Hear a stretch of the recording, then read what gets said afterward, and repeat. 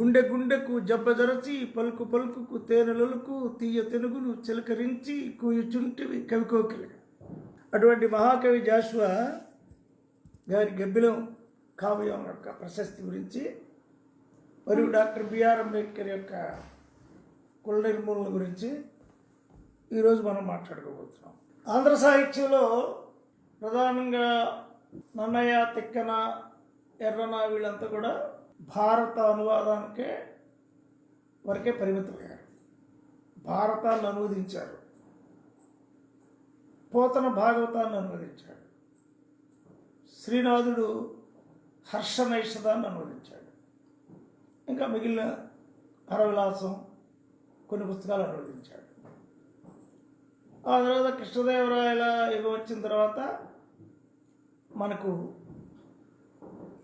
భారతంలో ఉండేటువంటి కొన్ని కథలు తీసుకొని ప్రబంధాలుగా మలిచారు. మలిరాయల యుగం వచ్చిన తర్వాత ఈ భారతంలోనే చిన్న చిన్న కథల్ని శశాంక విజయం అని, ఈ అర్జునుడి యొక్క యాత్రను అంతా కలిపి విజయ విలాసం అని అంటారు. వసు చరిత్ర భారత కథ అయినా కొంత స్వతంత్రంగా నడిచింది. ఆ తర్వాత వేమన వచ్చి ప్రజల యొక్క జీవన విధానం మీద ముక్తకాలు రాశాడు. ఆట వెలుదులు, తాటగిలుదుల్లో ఆయన రాసించాడు. ఆ తర్వాత ఒక ఆల్టర్నేటివ్, ఒక ప్రత్యామ్నాయమైన కావ్యం అనేది గుర్రం జాషువా గారు రచించినటువంటి గబ్బిలం మాత్రమే స్వతంత్ర కావ్యం వచ్చింది మనకి. ఈ గుర్రం జాషువా గారు ఈ స్వతంత్ర కావ్యం కాబట్టే ఆయన పద్మశ్రీ, పద్మవిభూషణ, తర్వాత భారతదేశంలో ఉండేటువంటి అన్ని బిరుదులు వచ్చినాయి. అంతకుముందు స్వతంత్ర కావ్యాలు లేవు. విశ్వనాథ సత్యనారాయణ గారు 1000 పడగలు రచించిన తర్వాత విశ్వనాథ సత్యనారాయణ గారు రామాయణ కల్పవృక్షం రాసిన అన్ని భారత రామాయణ కథలను ఆయన తీసుకున్నాడు.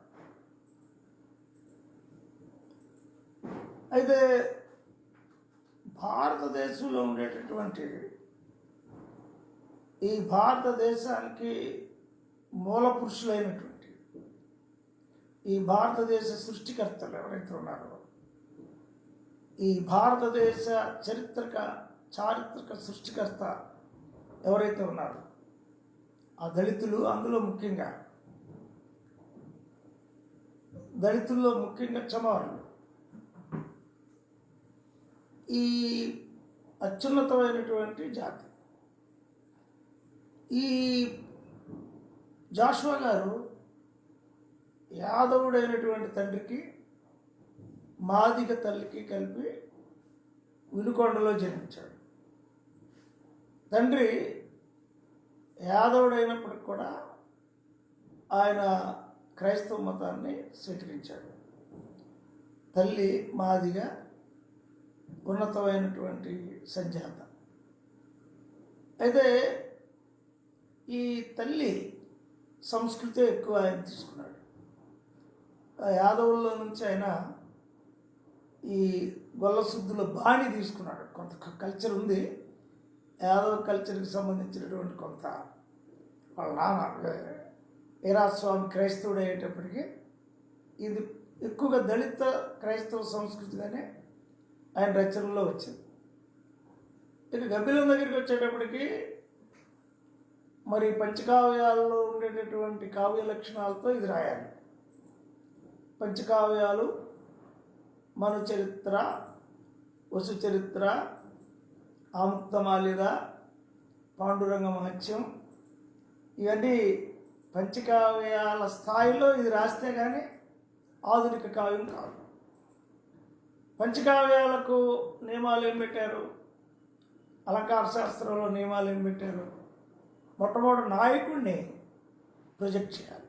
నాయకుడు, ఆ నాయకుని యొక్క గుణగణాలు, ఆ నాయకుని యొక్క దేశీయత చేయాలి. అదే మన నాయకుడిగా గబ్బిలంలో చిక్కిన కాసు చేతనివి చందు అమాయకుడు ఎల్ల కష్టముల్ బొక్కెడు బువ్వతో మరచిపో క్షుధానల దగ్ధమూర్తి నల్ దిక్కులు గల్గు లోకమున దిక్కరియున్న అరుంధతీ సుతుండు ఒక్కడు జన్మమెత్తే భరతోర్వరకు కడగొట్టు బిడ్డడై చిక్కిన కాస్చే తనివి చెందు అమాయకుడు. ఆయన గుణం, మన నాయకుని యొక్క గుణం చిక్కిన కాసు చే తనివి చెందు అమాయకుడు. పద్యమేమో ఉత్పలమాల,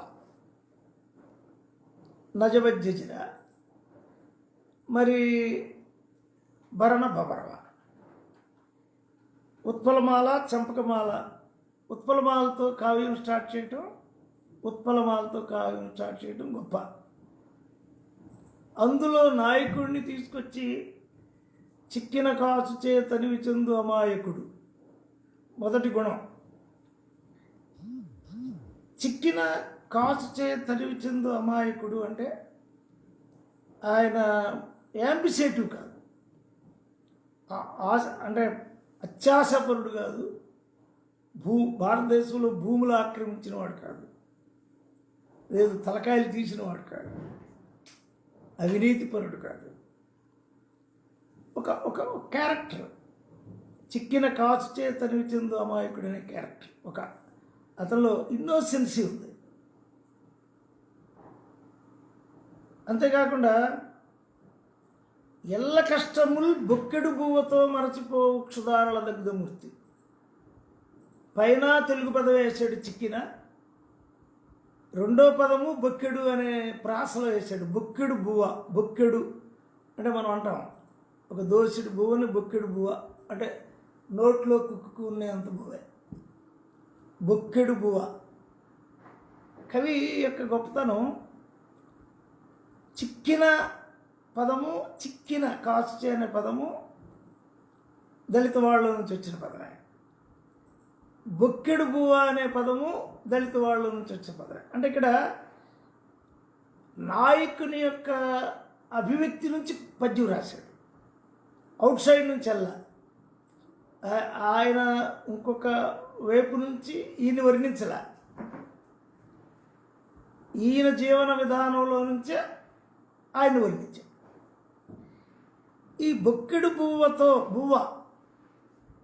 బువ్వ అనే పదం, కూడు అనే పదం, తర్వాత మన తెలంగాణలో గట్క అనే పదం, తర్వాత బువ్వ అని ఎక్కడి నుంచి వచ్చింది, బువ్వ కొంచెం తెల్లగా ఉంటుంది కాబట్టి, కూడు నలుగురు కూడి అన్నాన్ని ఒకేసారి భోజనం చేస్తారు కాబట్టి, అందరు కలుపుకొని ఒక చోట కూడికతో తినేది కాబట్టి కూడు. తెలుగు సాహిత్యంలో పంచకావ్యాల్లో ఎక్కడ బొక్కెడు బువ్వ అని వాడినట్టు నాకు ఎక్కడ కనపడలా. తిక్కన తెలుగు పదాలు బాగా వాడాడు, ఆయన బువ్వ పదం తేలా. ఇక్కడికి వచ్చేళ్ళకి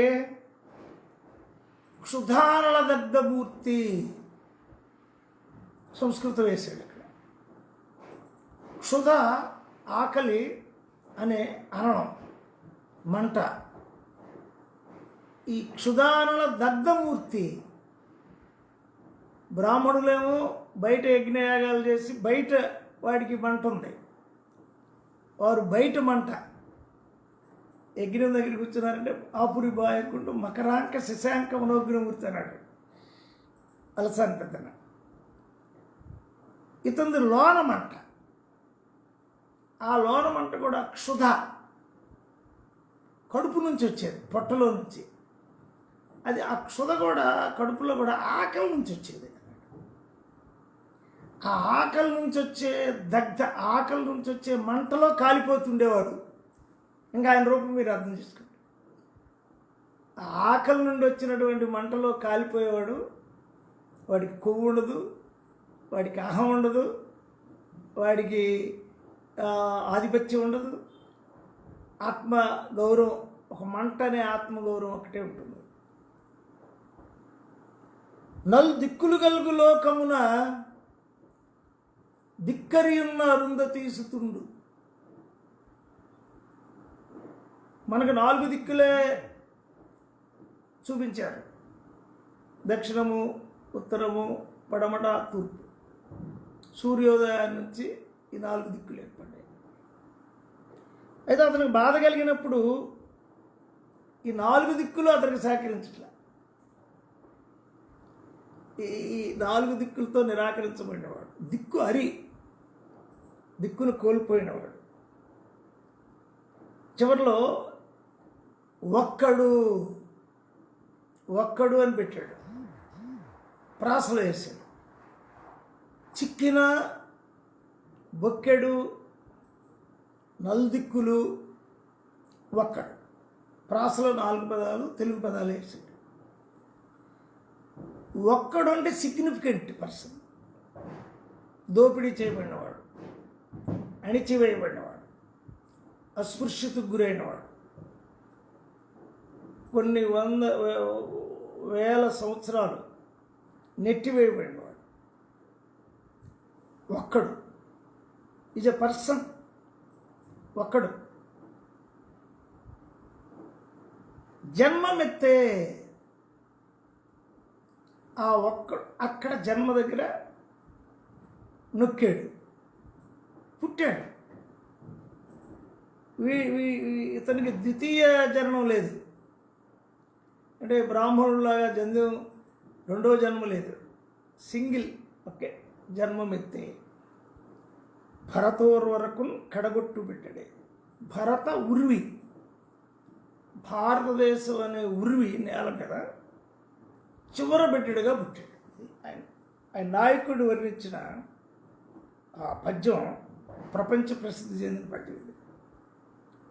అలాంటి ఉత్పలమాల అంత చక్కగా అల్లిన నాయకుని యొక్క గుణాలు, నాయకుని యొక్క దేశీయ ఇడియం, నాయకుని భాషలో నాయకుడిని వర్ణించినటువంటి వాడు ప్రపంచ సాహిత్యంలో లేడు. పొయిట్ తన భాషలో వర్ణిస్తాడు నాయకుడిని, కానీ నాయకుడిని తన భాషలో వర్ణించడం కాకుండా నాయకుడి భాషలో, నాయకుడి స్వభావంలో గబ్బిలంలో స్టార్ట్ చేశాడు. అసలు గబ్బిలం అంటే ఏంటి? ఈ భరతోర్ వరకు కడగొట్టు పెట్టడం ఎలాగో పక్షుల్లో నిషేధించబడింది గబ్బిలం. పక్షుల్లో అది నిరాకరణకు గురైంది గబ్బిలం. ఆ నిరాకరణకు గురైనటువంటి గబ్బిలం ఒక సందేశాన్ని ఇవ్వడం కోసం శివుని చెవి చెంతకి వెళుతుంది. అంటే 3 దేవుళ్ళు వెలివేయబడ్డవాడు కూడా అప్పుడు శివుడే. ఆయన దేవాలయాలు ఎక్కువగా, శివుని దేవాలయాలు ఎక్కువగా ఈ బూజు బట్టి, ఈ వైష్ణవ దేవాలయాలకు ఉన్నంత ఆదరణ ఉండదు. బ్రహ్మకి, విష్ణు, మహేశ్వరుల్లో శివుడికి ఎక్కువ ఆదరణ తగ్గింది. ఎందుకు? అతను శ్మశాన దేవుడని. గంగ పైన ఉందంటే నీరు, వీళ్ళదేమో అగ్ని, వీళ్ళది అగ్ని. శివుడు తల మీద గంగను పెట్టుకున్నాడు కాబట్టి అతను ఇండియన్ గాడ్గా హిందువులు భావిస్తారు. భారతీయ దేవుడని అలా భావిస్తారు. భారతీయుల కంటే వీళ్ళు మొట్టమొదటి దళితులు, తర్వాత హిందువులు ఓన్ చేసుకున్నారు శివుని. ఆ శివుడు దగ్గరికి ఎక్కినప్పుడు గబ్బిలం, నీకు ఇన్ని విషయాలు తెలుస్తున్నాయి, కానీ పాపం ఒకళ్ళు ఈ దేశంలో ఆది మానవులు, ఆది భారతీయులు, మూలవాసులు, భారతదేశానికి ఆర్యులు రాకముందే యక్షులు, కింపురుషులులో నుంచి వచ్చిన వాళ్ళు, గాంధర్వుల్లో నుంచి వచ్చిన వాళ్ళు, అనేక యుద్ధాల్లో ఓడిపోయి నిరాకరించబడి నెట్టివేయబడి వాళ్ళు అసలు భారతదేశంలో గుర్తింపు లేకుండా ఒక మూలన ఉండి జీవిస్తున్నారు. చాలా చాలా దుర్భరమైన జీవితం గడుపుతున్నారు. శివ, నువ్వు కొద్దిగా వీళ్ళ కొన్ని విషయాలు నేను నీకు చెప్తాను అని గబ్బిలం శివుని చెప్తుంది. ఇది స్టోరీ. ఎందుకు ఈ స్టోరీ తీసుకున్నారు, మీరు శివుడికి గబ్బిలం ఎందుకు తీసుకున్నారంటే, అప్పటికి ప్రసిద్ధి చెందింది యక్షగానం. యక్షుడు తమ నివేదనని మేఘాల ద్వారా నివేదించుకోగలుగుతారు. వాళ్ళు జలపుత్రులు. అయితే నేను మేఘాల ద్వారా చెప్తే అది ఆకాశంలో ఇమిడిపోద్ది. కాబట్టి శివుని పూజారి లేనప్పుడు చెప్తే, కొంచెం పూజారి లేనప్పుడు చెప్తే ఆయన చెవిలో కన్నా ఏమైనా ఎక్కుద్దామని గబ్బిలం అని పేరు పెట్టింది. గబ్బిలం అనే పేరు కూడా ఆల్టర్నేటివ్ నామవాచకమే. మను చరిత్ర, వసు చరిత్ర, ఆముక్తమాల్యద, భారతం, రామాయణం, భాగవతం ఇవన్నీ కూడా హిందూ జీవన గాథలు. కానీ గబ్బిలం వచ్చేటప్పటికి, గబ్బిలం అనేటప్పటికి ఒక పక్షి, ఆ పక్షి కూడా నిరాకరించబడిన పక్షి. నేను విశాఖపట్నం జైల్లో గబ్బిలాలు ఏలాటం చూసే చెట్టుకి ఎంఎస్ వార్డులో పెట్టాను నన్ను. ఆ గబ్బిలాలు వచ్చి మామూలుగా మన రూముల్లోకి వచ్చేసేది. ఒక పెద్దగా గాలి కొట్టేటప్పుడు వచ్చేసేది. ఆ ఎండి జాషువా గారు గబ్బిలం తీసుకున్నాడు ఏంటి అంటే, ఆ గబ్బిలానికి ఆదరణ లేదు, నిరాకరించబడిన పక్షిది. దళితుడు కూడా నిరాకరించబడ్డాడు అనే ఆలోచన. రెండో పద్యం ఇంకా బలమైన పద్యం రాశాడు ఆయన. ఉపవయస్సులో వలసబోయిన చక్కని తెలుగు కైతకున్ ప్రాపకమిచ్చినట్టి రఘునాథ నృపాలకుడెలియున్న తంజావురి మండలంబునకు చక్కగా దక్షిణ భాగభూములను కాపురముండే ఆ పరమగర్భదరిద్రుడు నీతివంతుడై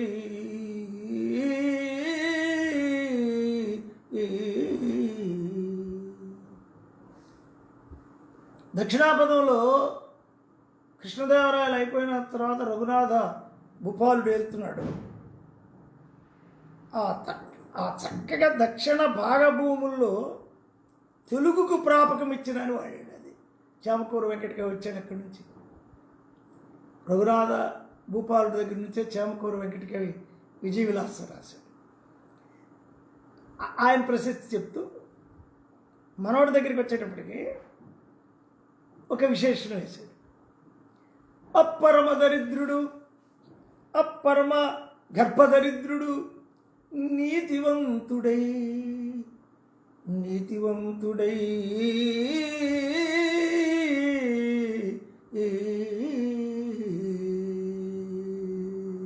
ఈ చిక్కిన కాస్తే చదివి చెందు అమాయకుడి యొక్క క్యారెక్టర్ ఏంటంటే నీతి. అతనుకుండే ఉత్పత్తి పరికరాలు అతనికి ఏవైతే ఉన్నాయో అవే ఉన్నాయి తప్ప కొన్ని వందల సంవత్సరాలు ఆ ఉత్పత్తి పరికరాల కొడుకు. అంటే ఆ తోలు తీయటం, ఆ చెప్పు కుట్టడం, ఆ ఆరే సారే, ఆ చిన్న వస్తువులు తప్ప ఆయన ఏ భూములు ఆక్రమించలేదు. ఒక్క అవినీతి కార్యక్రమం కూడా భారతదేశంలో చేయనివాడు, ఇతరుల సొమ్ము ఆశించినవాడు. యాక్చువల్గా ఇతనే పరిపాలకునికి అర్హుడు. ఒకరోజు రాజ్యం పోగొట్టుకున్నప్పుడు కూడా అపరమగర్భదరిద్రుడు, అపరమగర్భదరిద్రుడు, అక్కడ చూడండి ఎలా వేసాడు. ధనపరంగానేమో పరమగర్భదరిద్రుడు, అపరమగర్భదరిద్రుడు నీతివంతుడై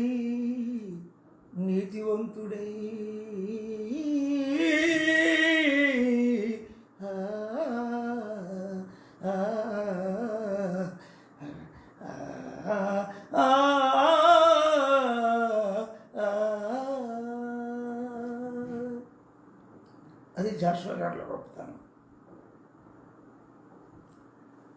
నీతివంతుడైనటువంటి వాడిని నేను క్యారెక్టర్ తీసుకున్నాను. నా నాయకుడు నీతివంతుడు. వసు చరిత్రలో గిరికాదేవిని పెళ్లి చేసుకున్న వసురాజు ఎంతోమందిని నిర్జించాడు. మను చరిత్రలో ప్రవరాఖ్యుడు అవినీతివంతుడు.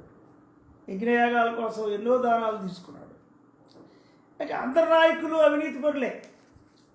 భారతంలో రామాయణంలో క్యారెక్టర్స్ అన్నీ అవినీతి పరులే. ఎవరో ఒకరిని దోచుకోవటం, ఎవరో ఒకరిని హత్య చేయటం, ఎవరో ఒకరిని చంపి ఆ చంపిన కీర్తిని పొందడం. కానీ ఈ నాయకుడు పరమగర్భదరిద్రుడు, ఆ పరమగర్భదరిద్రుడు నీతివంతుడై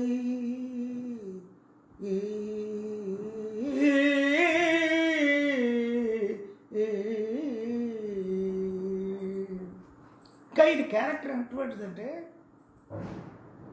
ఇప్పుడు మనం మాదిగా అని పిలుస్తున్నటువంటి ఈ చమారులు, ఈ చెప్పులు కుట్టి జీవనం చేసే ఈ మహోన్నతమైనటువంటి వ్యక్తులు, ఈ భారతదేశాన్ని సైన్యానికి ఈ దేశంలో బూటు కుట్టిన వాళ్ళు, భారతదేశంలో అడవుల్లోకి వెళ్ళడం కోసం పాదరక్షణ కుట్టిన వాళ్ళు, ఏనుగులకి అంబారీలకి తోళ్ళు కుట్టిన వాళ్ళు, గుర్రానికి కళ్యాలు కట్టిన వాళ్ళు, భారతదేశ సంస్కృతికి మూల పురుషులైనటువంటి ఈ మాదిగలు,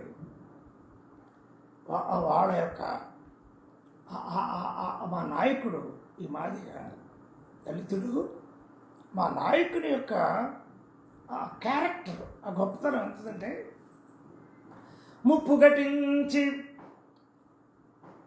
ఘటించి వీని కులము కలిమిన్ కబళించి దేహమున్ పిప్పియరొచ్చు భరతవీరుని పాదము కందకుండగా చెప్పులు గుట్టి జీవనము చేయునుగాని నిరాకరింపలేదు ఎప్పుడు. ముప్పు ఘటించి వీని కులమున్ కలిమిన్ కబళించి దేహమున్ పిప్పియరొచ్చు భరతవీరుని పాదము కందకుండగా చెప్పులు గుట్టి జీవనము చేయునుగాని నిరాకరింపలేదు ఎప్పుడు. అప్పువడ్డది సుమి భరతావని వీని సేవకు. భారత సాహిత్యంలోనే అద్భుతమైన పద్యం. భారత సాహిత్యంలో ఎంతోమంది గొప్ప కవులు ఉన్నారు. తెలుగు సాహిత్యంలో కూడా భట్టుమూర్తి రామరాజు కృష్ణుడు ఉన్నాడు, చరిత్ర రచించాడు. వేమన్ ఉన్నాడు. బ్రాహ్మణుల్లో కూడా గొప్ప కవులుగా వచ్చి కవిత్వం రాశారు. కానీ ఈ క్యారెక్టరైజేషన్ రాసినవాడు, ఎంత గొప్ప రాసినవాడు ఏ కవుల్లో కూడా లేడు. ఒక నీతివంతుడు అయిన ఈ చెప్పులు గుట్టి జీవనం చేయని వాడి యొక్క క్యారెక్టర్ ఏంటంటే, అతని కులానికి ముప్పు కట్టించారు, వాడిని ముప్పు తెచ్చారు. చక్రవర్తి అయిన వాడిని ఒక అస్పృశ్యుడిగా మార్చేశాడు. స్పృశ్యుడైన వాడిని, తాత్వికుడైన వాడిని, భారతదేశానికి జ్ఞానాన్ని ఇచ్చిన వాడిని తీసుకొచ్చి ఒక అస్పృశ్యుడిగా మార్చారు. కులాన్ని కబళించారు, కలిమిని కబళించారు. చివరికి ఒక చిన్న గుడిసిచ్చారు.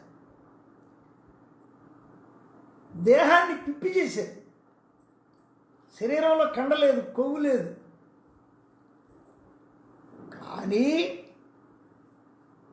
ఈ భరతవీరుని పాదము కందకుండగా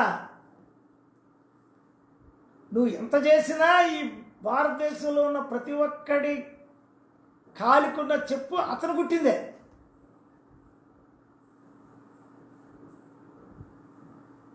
కానీ చెప్పులు గుట్టి జీవనము చేయను. కానీ ఒక దున్నకొర్రకు తోలు తీసి, ఆ తోలు రసాయనాల్లో వేసి, ఆ తోలు బయట ఎండబెట్టి, ఆ తోలు కాలికి సరిపోయినంత కత్తితో గీసి, ఆ తోలు చెప్పు గుట్టి నిన్ను రోడ్డు మీద నడిపించిన వాడిని నువ్వు చెప్పుతో నువ్వు హీనంగా చూసావు. కానీ అక్కడే ఆయన అన్నాడు, ఎప్పుడు అప్పువడ్డది సుమి, ఎప్పుడు అప్పువడ్డది సుమి భరతావని వీని సేవకు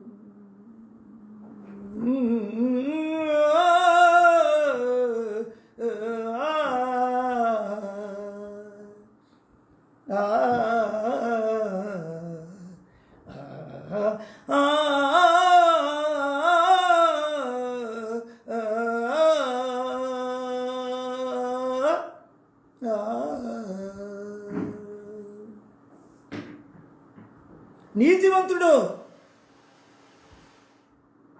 ఆ పరమగర్భ దరిద్రుడు నీతివంతుడు,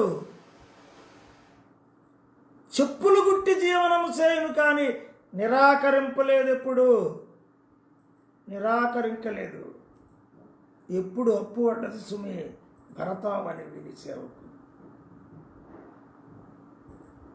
3000 సంవత్సరాల అప్పు, 3000 సంవత్సరాల నిరాకరణ, 3-4 వేల సంవత్సరాల నిరాకరణ, అణిచివేత నుంచి వాడు ఏ చెప్పు నీతివంతుడుగా ఉన్నాడు. నా హీరో నీతివంతుడు. కృష్ణుడిలాగా కంసుడిని చంపలేదు, జరాసంధుడిని చంపలేదు, భీముడిని వెంట తీసుకెళ్ళి కీచుకుడిని చంపలేదు, భీముడిని పురమాయించి కీచుకుడిని చంపలేదు. హంతకుడు కాదు నా హీరో. నా హీరో అని ఇంకా ఎంత గొప్పవాడంటే ఛాలెంజ్ విసురుతున్నాడు.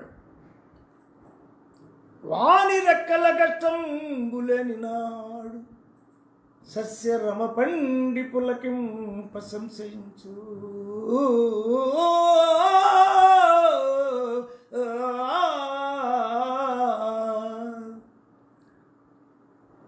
వాని రెక్కల కష్టంబులేని నాడు సస్య రమ పండి పులకిం ప్రశంసించు. వాడు చెమ్మటలోచి ప్రపంచమునకు భోజనము పెట్టు. వానికి బుద్ధి లేదు. ప్రపంచ సాహిత్యంలోనే చాటగీతిలో ఇంత చెప్పటం సాధ్యం కాదండి. రాతి బొమ్మకేల రంగైన వలువలు, గుళ్ళు గోపురములు కుట్యములు, కూడుగుడ్డ తాను కోరునా దేవుడు విశ్వదాభిరామ వినురవేమా. ఘటగీతిలో వేమన రాతి బొమ్మకేల రంగైన వలువులు, గుళ్ళు గోపురాలు కుడ్యములు. రాతి బొమ్మ అది అనుభవించదు, పెట్టదు. కూడుగుడ్డ తాను కోరునా దేవుడు విశ్వదాభిరామ వినురవేమా. వేమన ఇంపాక్ట్ జాషువా మీద బలంగా ఉంది. ఎందుకంటే వేమన అలతి పదాలతో అనంతమైన భావాన్ని చెప్పేటటువంటి సామర్థ్యం కలవాడు. ఇప్పుడు జాషువా గారి పద్యాలు అటు పగిడిలో కానీ ఇటు మాల్కాసులో కానీ శ్యామలో కానీ కళ్యాణంలో కానీ ఏ రాగంలో అయినా ఆయన పద్యాలు ఒదిగిపోవడానికి కారణం ఆ పద్యంలో డెప్త్ ఉంది, లయ ఉంది, శృతి ఉంది, అలంకారం ఉంది, సూటిదనం ఉంది, తెలుగు నుడికారం ఉంది.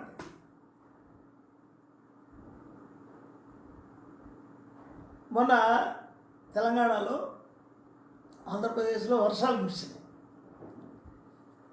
పంట అంతా వదిలి మీద ఉంది, పంట అంతా పండి ఉంది. ఇక కోసి మోపులు కట్టి బయటికి తీసుకురావాలి. ఈ కమ్మలు, రెడ్లు, రాజులు ఇక్కడ, క్షత్రియులు ఇక్కడ, అక్కడ వెలమలు, రెడ్లు, రకరకాల కులాలు అయ్యా, రెండయ్యా, కొయ్యండి అయ్యా, కొయ్యిపోతే నెలలోనే పంటంతా విత్తనాలు అయిపోద్ది, చేతికి రాదు అని బతిలాడుకొని పరుగులు ఎత్తారు. కూలీలు, రైతు పంట కోసేవాడి కోసం, విత్తనం వేసేవాడి కోసం, నాటేసేవాడు, కోత కోసేవాడు, కలుపు తీసేవాడు, వీళ్ళందరి కోసం పరుగులెత్తాడు అన్ని సందర్భాల్లో. ఒక్క మాటతోనే చెప్పేశాడు. 50 ఎకరాల రైతు ఎవడైనా వాడు నాటేసుకుంటాడా? వాడు కోత కోసుకుంటాడా? ఇప్పుడు మిషన్లు తెచ్చారు మళ్ళీ. మన ఆంధ్రప్రదేశ్లోను అక్కడ వీళ్ళని దెబ్బ కొట్టడం కోసం కోసే మిషన్లు తెచ్చారు. అవి నడిపేవాడు ఎవడు కావాలి? ఆ ఓదిలు ఎత్తేసేవాడు ఎవడు కావాలి? ఒక్క మాటలో చెప్పాడు, వాని రెక్కల కష్టంబు లేని నాడు సస్యరమ పండి పులకింప సంశయించు వాడు చెమ్మటలోడ్చి ప్రపంచమునకు భోజనము పెట్టు. చెమటలోడ్చి నాకు శక్తి నిర్వీర్యమైంది, శక్తి కోల్పోతాడు. ఎండకి వానకి అన్నిటికీ తడిసి శక్తి, మళ్ళీ అన్నం తింటే కానీ ఫోర్స్ రాదు. కానీ ఎవడు ఈ దేశంలో శ్రమ చేస్తున్నాడో వాడికి భుక్తి లేదు అన్నాడు. భుక్తి అడుక్కునేవాడికి భుక్తి ఉంది, విగ్రహాల దగ్గర ఉన్నవాడికి భుక్తి ఉంది. ఐబుధ నందిని భూసుర నందిని నందన నందిని నందినితే హరహర హైమవతని విగ్రహాన్ని కొలిసేవాడికి భుక్తి ఉంది. కానీ పంట కోసేవాడికి భుక్తి లేదు, పంట కొట్టేవాడికి భుక్తి లేదు. నీకు అన్నం పెట్టేవాడికి వాడికి అన్నం పెట్టట్లా. నువ్వు ఒకసారి ఆలోచించుకో. శివుడు, మీ ముగ్గురు దేవతలు కూడా వాళ్ళిద్దరంటే అన్నానికి అలవాటు పడిపోయారు. అటు విష్ణు గుర్తుందంటే దద్దోజనం, చక్కెర పొంగలి, చిట్టిగాడ్లు, వడియాలు, ఆడావిడికి పొట్టు చీరలు, ఆడుండు ఆవిడికి పొట్టు చీరలు, ఆయనంతా విలాసాలు. నువ్వన్నా కొద్దిగా ఆలోచించు. నువ్వు కూడా మాలాగా నిషేధించబడ్డ గాడ్వి, నువ్వు కూడా కొద్దిగా ఆలోచించు. అందులో స్టోక్ ఎలా వేసాడు చూడండి. ఆ స్టోక్ తర్వాత ఆయన తేటగీత రాశాడు. తేటగీత అంటే తెలుగు ఛందస్సు నుంచి వచ్చింది. తెలుగు వాని తల మీద పులిమిన పంకిలమును కడిగి కరుణింపలేదయ్య గగనగంగా వారి నైవేద్యమునకు అంటువడు నాడు మూడు మూర్తులకు కూడా కులేదు. వారి తల మీద పులిమిన పంకిలమును. ప్రపంచ సాహిత్యంలో వాని తల మీద వాని తల వరకు మంచి శబ్దం, పులిమింది పంకిలం. పంకిలం అంటే బురద, కులం అనే బురద. ఆ బురద సృష్టించబడిన బురద అది. వాని తల మీద పులిమిన పంకిలమును. ఎవడు పులిమాడు? కానీ పులవటమే కాక గగనగంగ కూడా దాన్ని తుడవలేక పులిమాడు. కానీ వాడి గంగ కూడా మళ్ళీ ఆ గంగలో మునిగినా మాదిగే, సురేష్ మాదిగే, రమేష్ మాదిగే, లేదా మునిగినోడు మాలే, గంగా, యమున, తుంగభద్ర వీళ్ళ పుణ్యనదుల్లో అన్నీ మునిగినా ఆడి కులం అనే బురదను అంటే కులం బురద అన్నాడు. అది అంబేద్కర్ తీనుకున్న పోలిక. Cost is created. వీడి మీద రుద్దారు అంతే, వీడి కులమేం లేదు. అందుకని ఎక్కడ ఈయన్ని కులంగా పేర్కొనలా, శ్రామికుడిగానే పేర్కొన్నాడు. తర్వాత అస్పృశ్యతకు గురైన వాడిగానే పేర్కొన్నాడు. అతను కులంగా పేర్కొన్నాడు.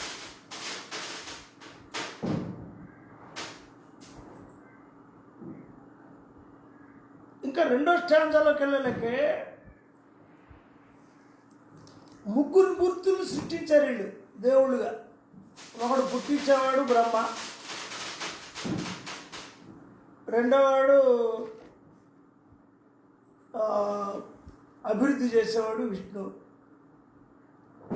మరణాన్ని శ్మశానానికి తీసుకెళ్ళేవాడు శివుడు. మళ్ళీ ఈ మూడు మూర్తులకు కూడా మనమే కూడు పెట్టాలి. మళ్ళీ డిఫరెంట్ కూళ్ళు. మళ్ళీ పాలిటిక్స్ వచ్చినాయి, గాడ్స్లో కూడా పాలిటిక్స్ వచ్చినాయి. బ్రహ్మను నిరాకరించేశారు, మరి ఈ పక్కేమో ఆ, శివుడిని నిరాకరించాడు, విష్ణువుని పైకెత్తారు. పాలిటిక్స్లో ఇద్దరు ఓడిపోయారు. అయితే వీళ్ళ ముగ్గురికి మనమే కూడి పెట్టాలి. ఈడెదురు పడితే ఆ కూడి పడలేదు. ఎంత లోతుగా భారతీయ సమాజంలో అస్పృశ్యుడు అనేవాడు,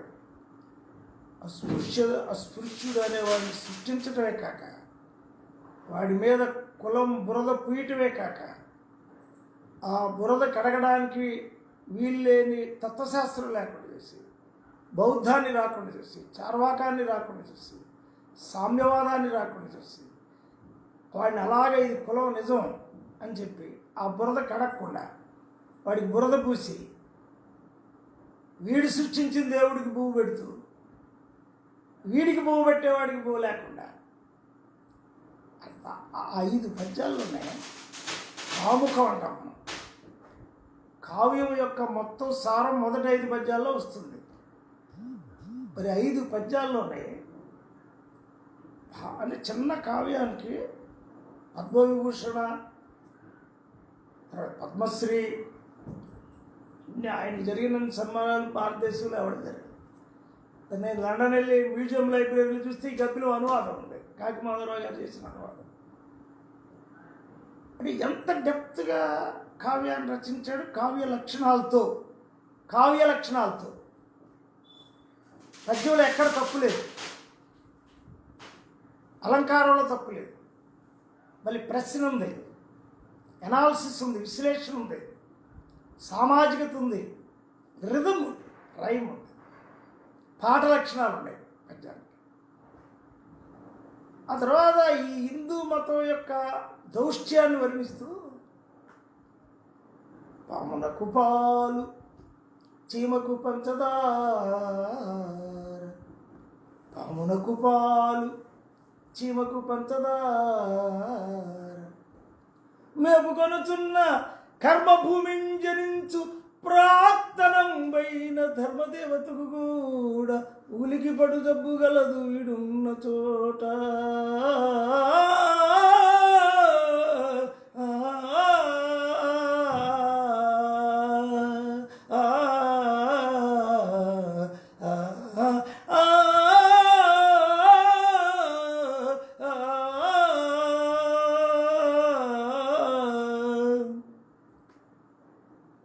పాముకేవో పాలు పోస్తారు, అది తాగదు.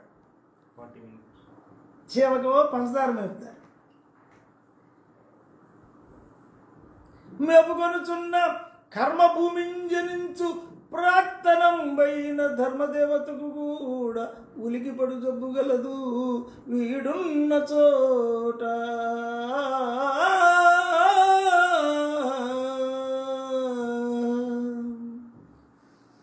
ఈ కర్మభూమిలో పాము పాలు వేస్తారు, చీమకు పంచదార వేస్తారు, కానీ వీడు వస్తే మాత్రం దద్దోజనం చక్కెర పొంగలు ఏం అంటుకోకూడదు, పులిగారు కూడా అంటుకోకూడదు.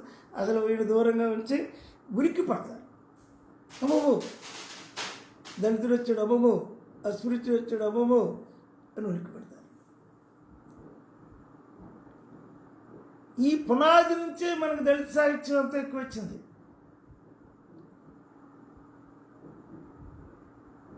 ఈ పునాది జాషువా గారు వేసిన పునాది లేకపోతే మీకు గద్రపాట కూడా లేదు. ఆ సిరిమల్ల ఓ సిరిమల్ల చెట్టు కింద లచ్చుమమ్మో లచ్చుమమ్మ నువ్వు చిన్నబోయి కూర్చున్నావెందుకమ్మో ఎందుకమ్మ ఓ సిరిమల్లె.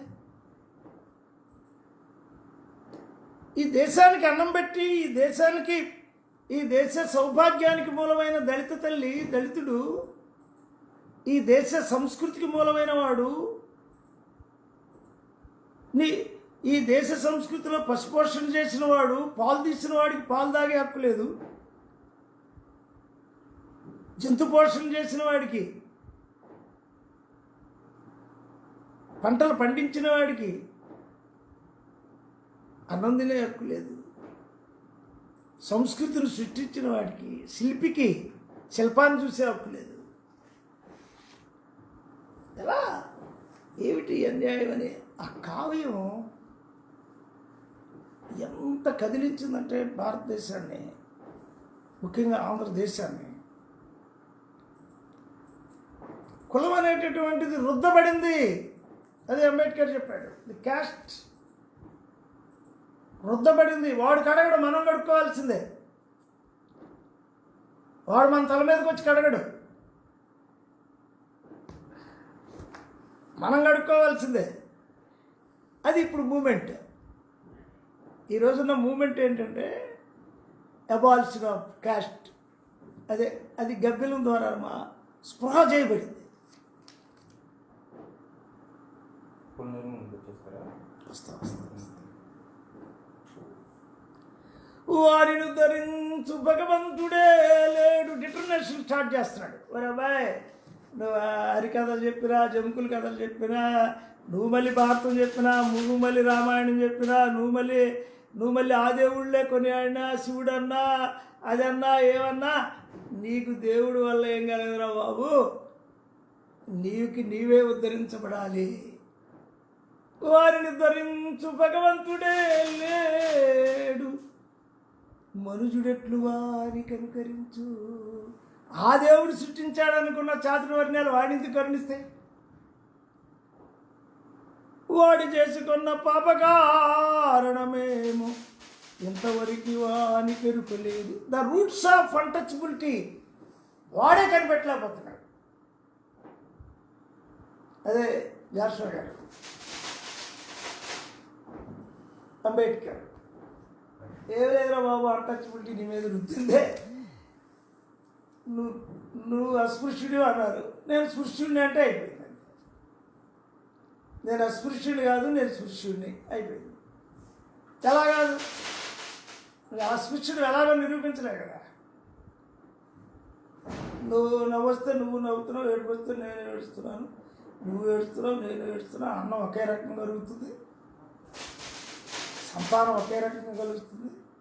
లేదు, మీ అమ్మాయిని చేసుకున్నా నాకు పిల్లలు పుడుతున్నారు, మా అమ్మాయిని నువ్వు చేసుకున్న పిల్లలు పుడుతున్నారు. ఇది రుద్దబడిందరా బాబు, ఇది రుద్దబడిందని చెప్పేశాడు. అది జాషువా గబ్బిలం కాన్సెప్ట్ చేసింది. ఇంకా మనం ఈ పద్యం ప్రపంచ సాహిత్యంలోనే ఒక గొప్ప పద్యం మీకు అనిపిస్తాను. ఆ భాగ్యుని రక్తంబు ఆహరించి ఇనుపగ జల తల్లి జీవనము చేయు, కసరి బుసుగొట్టు అతని గాలి సోక 4 పడగల హైందవ నాగరాజు.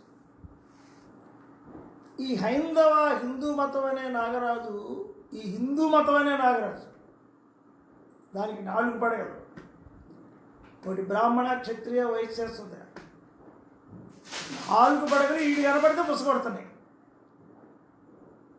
అంటే ఈ చాతుర్వర్ణ్యం నిన్ను ఉద్ధరించదు. నిన్ను ఉద్ధరించాలంటే నీకు నువ్వే ఉద్ధరించుకోవాలి. ద రెవల్యూషన్ ఇట్ సెల్ఫ్, సామాజిక విప్లవం, అస్పృశ్యత లేదు. భారతదేశ మూలవాసులు మేము, భారతదేశాన్ని సృష్టించింది మేము, సంపదను సృష్టించింది మేము, ఉత్పత్తి పరికరాలను సృష్టించింది మేమే మిమ్మల్ని సృష్టించామనే దశకు మీరు రావాలి తప్ప వాడు మిమ్మల్ని ఉద్ధరించడు, సంస్కర్తలు ఉద్ధరించరని గబ్బిలం మనకి ఇండికేట్ చేసింది.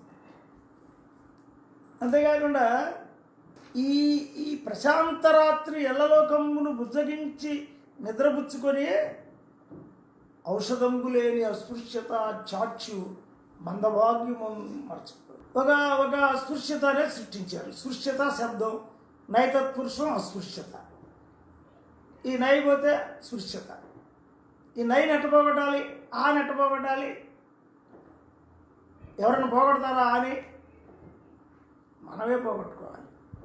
మీరు పెట్టింది ఈ ఆ అనే శబ్దాన్ని మీరు పెట్టింది. దుర్యోధనుడికి అక్కడ ఉండే పురోహితుడు భరద్వాజుడు, వశిష్ఠుడు వీళ్ళందరూ కలిసి పేర్లు పెట్టేటప్పుడు ముఖ్యంగా దుర్యోధనుడికి దుర్యోధనుడు అని పెట్టారు. వాడు సుయోధనుడు అని మార్చుకున్నాడు.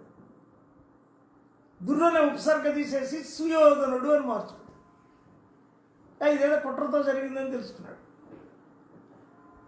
ఆ క్యాస్ట్ పాయింట్ వచ్చేటప్పటికి ఇదేదో బ్రాహ్మణులు కొందరికి ఒక పేరు, కొందరికి ఒక పేరు పెడుతున్నారు. అందుకని మనం ఈ రోజున గబ్బిలం చాలా పెద్ద కావ్యం అది, ఒక నెల చెప్పుకోవాల్సిన కావ్యం. అదే బేసిక్ థాట్ ఏంటి జాషువా గారు తీసుకొచ్చిందంటే, కులం నీ మీద రుద్దబడింది, అస్పృశ్యత నీ మీద రుద్దబడింది, దానికి ఔషధం నువ్వే కనుక్కోవాలి.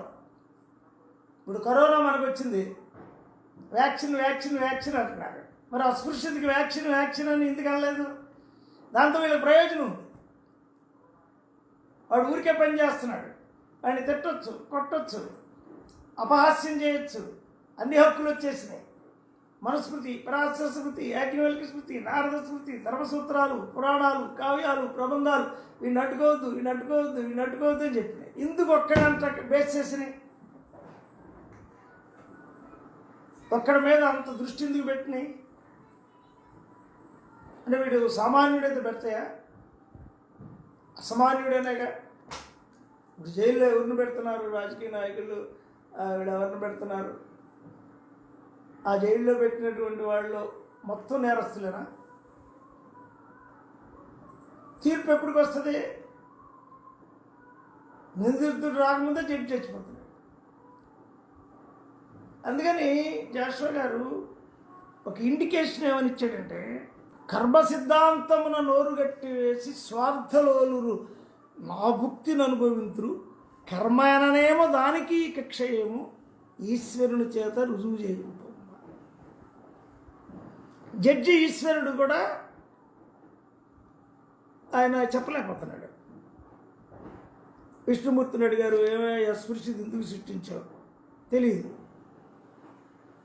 బ్రహ్మకు తెలియదు, ఈశ్వరుడికి తెలియదు, మూడు దేవుడికి తెలియదు. మరి వీడెవడు భూదేవత సృష్టించాడన్నాడు.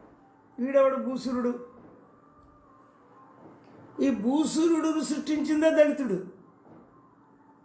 వాడు చెప్పులు మనవి, వాడు వేసుకునే వస్త్రం మనం నేర్చిందే, వాడి జంధ్యం దారం నుంచి వచ్చిందే, వాడి పిలక మనం కత్తిరితో కట్ చేసిందే. శ్రామికుల నుంచి సృష్టించబడ్డ భూసురుడు శ్రామికులను నిరాకరించు. అది ఫిలాసఫీ అంటే. గబ్బిలంలో జస్ట్ పొయిట్రీ కాదు, ఫిలాసఫీ ఉంది. ఇక్కడ నుంచే మనం కుల నిర్మూలన అంబేద్కర్ని మనం ఆలోచించాలి. అంబేద్కర్ ఏం చెప్పాడు? ఈ ఈ కులం అనేటటువంటిది అది సృష్టించబడింది, ఇట్ సెల్ఫ్ ఈజ్, అది అది నిజం కాదు. దానికి బేస్గా ఒక శ్లోకాన్ని సృష్టించారు. బ్రహ్మణస్య ముఖమాసి బాహురాజనిత శూద్రోజాయత. అంటే బ్రాహ్మణోస్య ముఖమాసి, బ్రహ్మముఖం నుంచి బ్రాహ్మణులు పుట్టిరి. బ్రాహ్మణో అస్య ముఖమాసి, అసాధ్యం, ముఖం నుంచి పుట్ట అసాధ్యం అన్ని. మీరు సృష్టించింది అని చెప్పడానికి ఆయన అనంత పరిశోధన చేయాల్సి వచ్చింది. మనుస్మృతి, పరాశర స్మృతి, యాజ్ఞవల్క్య స్మృతి, నారద స్మృతి, ఋగ్వేదం, యజుర్వేదం, సామవేదం, అధర్వణ వేదం, కావ్యాలు, ప్రబంధాలు, నాటకాలు, శతకాలు, ఆంథ్రోపాలజీ అన్నీ చదివి ఈ కులం సృష్టించబడింది. బ్రాహ్మణు అస్యముఖమాసి తప్పు. బ్రాహ్మణులు బ్రహ్మముఖం నుంచి పుట్టలేదు. అసలు బ్రహ్మే లేడు పండి అన్నాడు. అసలు బ్రహ్మే లేడు. బ్రహ్మను సృష్టించిందే మానవుడు. బాహు రాజన్యకృత, బాహువుల నుంచి క్షత్రియులు పుట్టారు. మరి వాళ్ళేరి? ఇవాళ భారతదేశానికి బాహువులు లేవా? ఇవాళ అందరూ చదువుకుంటున్నారుగా. డాక్టర్ బిఆర్ అంబేద్కర్ విద్యా హక్కు ఇచ్చిన తర్వాత అందరూ చదువుకుంటున్నారుగా. మరి అందరూ చదువుకుంటున్నప్పుడు బ్రాహ్మణు అస్య ముఖమాసి దేవైంది. బ్రహ్మముఖం నుంచి బ్రాహ్మణులు పుట్టింది. అధ్యయనం యజనం కదా. ముఖం నుంచి పుట్టినోడే ముఖం చదువుకోవాలి అనే సూత్రం ఇవాళ ఏమైంది? అంటే అబద్ధం కాబట్టే వెళ్ళిపోయింది. చదువుకున్న వాళ్ళందరికీ చదువు వస్తుంది. ఇప్పుడు నాకు సంస్కృతం వచ్చింది, తెలుగు వచ్చింది, ఇంగ్లీష్ వచ్చింది, ఏది నేర్చుకుంటే అది వస్తుంది ఎవరైనా. అంటే అది అబద్ధమని ఆయన తెలిసాడు, చట్టం కూడా చేశాడు. ప్రాక్టికల్ ప్రాక్టికల్లోకి వచ్చాడు. కుల నిర్మూలన అనేది ప్రాక్టికాలిటీలోకి తీసుకొచ్చాడు. ఫస్ట్ పాయింట్ బ్రాహ్మణోస్య ముఖమాసి. క్షత్రియుడు కత్తి పట్టుకుంటే ఇప్పుడు జైల్లోకి వెళ్ళాలి. క్షత్రియుడే కాదు, ఎవడు కత్తి పట్టుకున్నా జైల్లోకి వెళ్ళాలి. కత్తి ఎక్స్పాన్షన్కి వెపన్ కాదు. క్షత్రియత్వానికి క్షాత్రత్వానికి కత్తి అనేటటువంటిది అది భుజముల నుంచి పుట్టడం అబద్ధం అని తేల్చేసింది. అది ఇక ఎక్స్టెన్షన్ ఆఫ్ థాట్. ప్రపంచంలోనే ఔషధం కనుక్కోవాలని జాషువా గారు అంటే ఈయన ఔషధం కనుక్కున్నాడు, స్టోక్ చేసేది. బాహు రాజన్య కృత ఊరు తదస్య అద్వైస. ఊరువుల నుంచి వయస్సులు పుట్టారు. మరి ఊరువుల నుంచి పట్టినటువంటి గాంధీ ఎందుకు రాజకీయం చేశాడు? కేవలం పండిట్గా బతకాల్సినటువంటి నెహ్రూ ఎందుకు రాజకీయం చేశాడు? కేవలం పల్లకీలో ఊరేగాల్సిన రాజేంద్ర ప్రసాద్ కాయస్థుడు ఉపజమీందారు ఎందుకు డెమోక్రటిక్ పాలిటిక్స్లోకి వచ్చాడు? అంటే ఏంటి? వృత్తి ముఖం నుంచి పుట్టడం, కులం, వర్ణం, క్రియేటివ్ అయి కాలం మారే కొద్దీ ఆ క్రియేటివ్ వాళ్ళ అవసరాల కోసం అవి అంతరిస్తాయి, వాళ్ళే మార్చుకుంటారు. అవి చట్టాలు వచ్చే కొద్దీ మనుస్మృతిని మించిన చట్టం వచ్చింది, కాన్స్టిట్యూషన్. ఎవడైనా విద్య చదువుకోవచ్చు అని వచ్చేసింది. ఎవడైనా విద్య చదువుకోవచ్చు అంటే ఇవాళ తెలంగాణలో మాలమాదికలు చదివిన చదువు మరి బ్రాహ్మణులు చదవలేకపోయారు, వెలములు చదవలేకపోయారు. రాజకీయ నాయకులు వచ్చు కానీ కళాకారులు అంతమంది లేరు, కవులు అంతమంది లేరు, శాస్త్రవేత్తలు లేరు, జేఎన్యూ ప్రొడక్ట్ లేదు, హెచ్సియు ప్రొడక్ట్ అంత లేదు.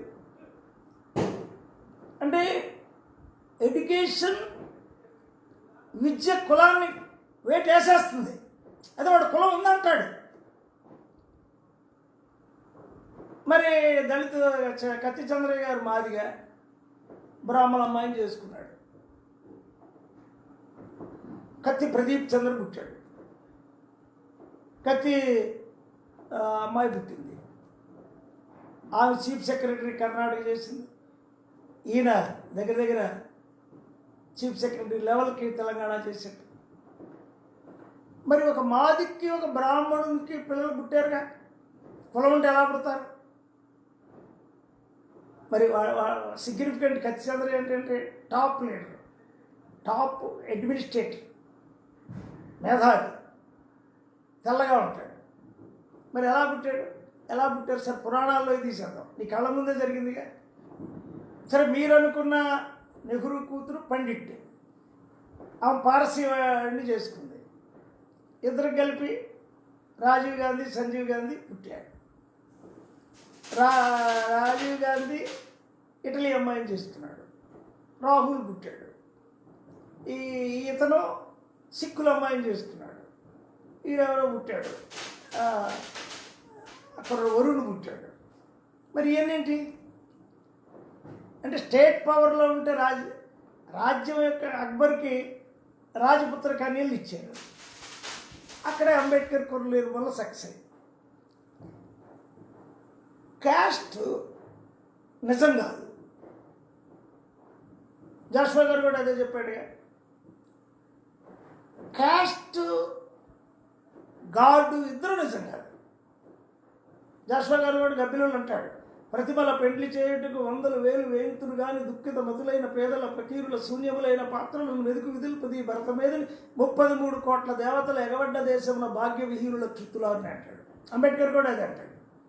వెల్త్ ఎవడు సృష్టించాలో వాడి చేతికి భూమి రావాలి. ఎప్పుడైతే క్యాస్ట్ ఉందో, వర్ణం ఉందో, వర్ణమని మీరు సృష్టించారో బ్రాహ్మణులకు అగ్రహారాలు వెళ్ళిపోయినాయి.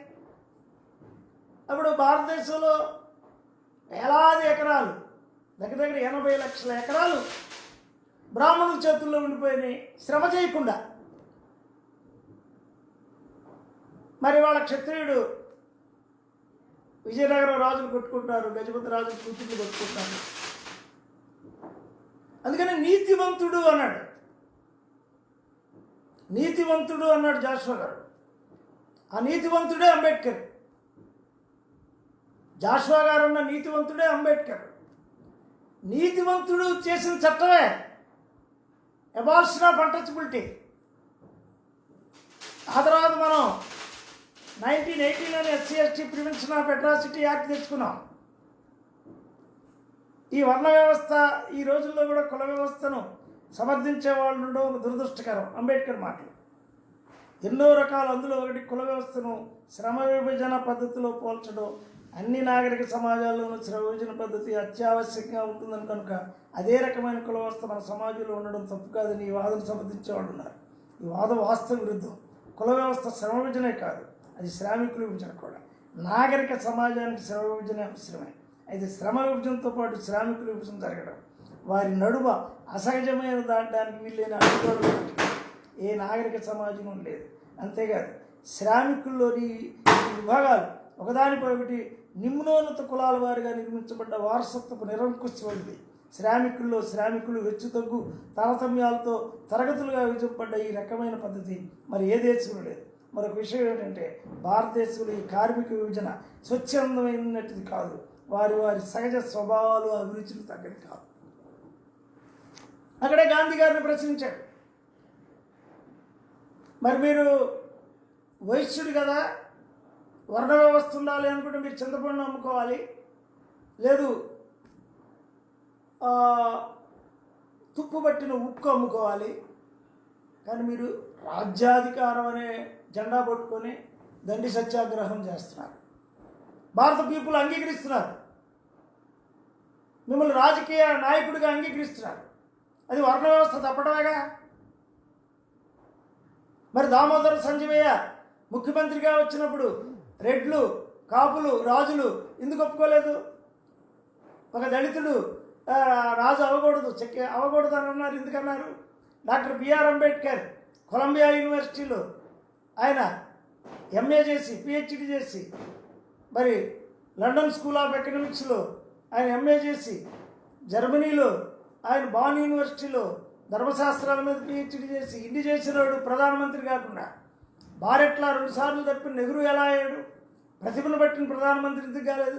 జగజ్జీవన్ రామ్ గారు హోమ్ మినిస్టర్ దాకా వెళ్ళిన వాడిని ప్రధానమంత్రి అవుతున్న దశలో బీజేపీ మేము ప్రధానమంత్రి ఇస్తామని చెప్పి అటు కాంగ్రెస్ ఇవ్వకుండా ఇటు బీజేపీ ఇవ్వకుండా ఆయన ఎందుకు ఇబ్బంది పెట్టారు? క్యాస్ట్ కాదా అంటే పాలిటిక్స్లో క్యాస్ట్ ఇవాళ రాజ్యం చేయట్లేదా? భారతదేశంలో ఉండే అన్ని రాష్ట్రాల్లో అగ్ర కులాలు ఎవడైతే భూమి ఉందో, ఎవరికైతే పెత్తనం ఉందో వాడు రాజ్యం చేయట్లేదా? బ్రాహ్మణులు బనియాలు కలిసి భారతదేశాన్ని పరిపాలించట్లేదా? ఆర్థిక వ్యవస్థ మీద పెత్తనం చేయట్లేదా? ఇదంతా అంబేద్కర్ నిలవేసి ఇదంతా పోవాలంటే ఎవడో వచ్చి మనల్ని ఉద్ధరించడు. We have much number.